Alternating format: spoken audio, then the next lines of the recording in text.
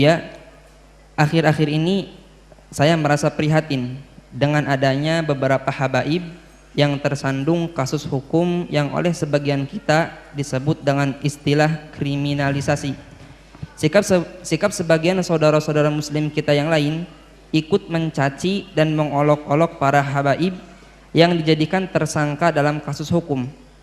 Mereka ikut mencaci dan mengolok dikarenakan para habaib tersebut dakwahnya dianggap keras dan kasar, serta dianggap berseberangan dengan kiai atau tokoh agama yang mereka ikuti.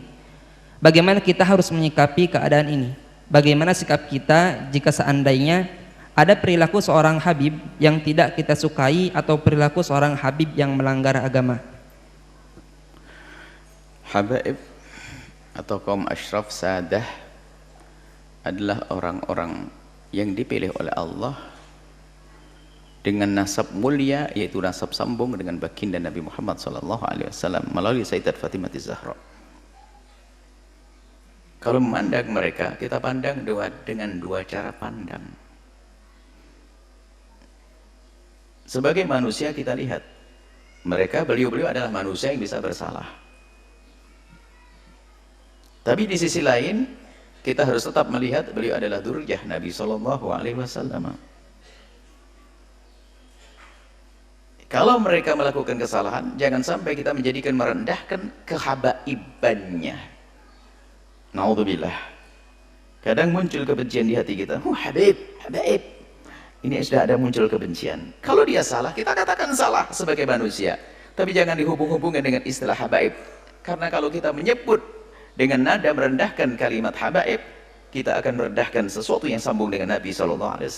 Kita tegur dia salah, tapi gak usah karena habaibnya tuh habaib, gak usah seperti itu. Seperti ada kebencian di hati kita dengan ahli bait Nabi, hati-hati, Nabi tidak akan menengok kita, tidak akan melihat kita. Kalau beliau-beliau bersalah, tentu kita wajib mengingatkan. Bahkan kewajiban kita mengingatkan beliau lebih daripada kita mengingatkan yang lainnya. Kenapa? Karena kita mengambil hidayah daripada kakek beliau. Kenapa di saat cucu baginda Nabi melakukan salah kok kita diam-diam saja? Tapi jangan sampai kita mencaci, mengolok, merendahkan karena dia habaib. Awas, hati-hati itu. Pandang dia salah-salah, kita ingatkan. Kalau kesalahannya jangan ditiru, jelas itu. Tapi jangan sampai ada kesan habib tuh. Akhirnya kita merendahkan nasab mulia baginda Nabi SAW. Saat itu kita akan runtuh menjadi rendah. Pandang dengan dua cara pandang. Jika salah dia manusia, sesuai dengan prosedur bagaimana meluruskan kesalahan yang benar.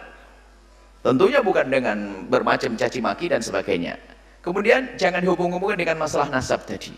Nasab mulia itu pilihan dari Allah. Nggak bisa, orang minta pun nggak bisa dapat. Itu sudah dipilih. Beliau-beliau punya nasab sambung kepada Rasulullah SAW.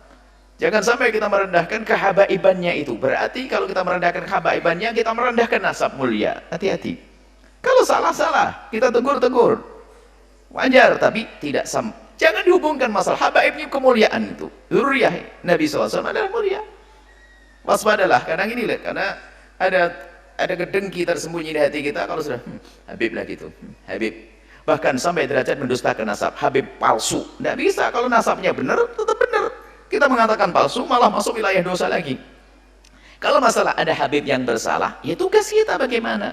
Sebagai pengikut Nabi yang mencintai Nabi, gimana perilaku kita dengan cucu Nabi? Apakah kita rela cucu Nabi melakukan kesalahan seperti itu? Kalau kita rela, Nabi tidak akan rela kepada kita. Nabi akan marah, kamu mengambil hidayah dariku, tapi cucuku salah kau biarkan. Akan marah Rasulullah kepada kita. Tapi juga jangan dicaci, direndahkan gara-gara kehabaibannya. Hati-hati. Ini penting sekali masalah urusan dengan habaib dzurriyyah baginda Nabi Muhammad SAW. Wallahu a'lam bishawab.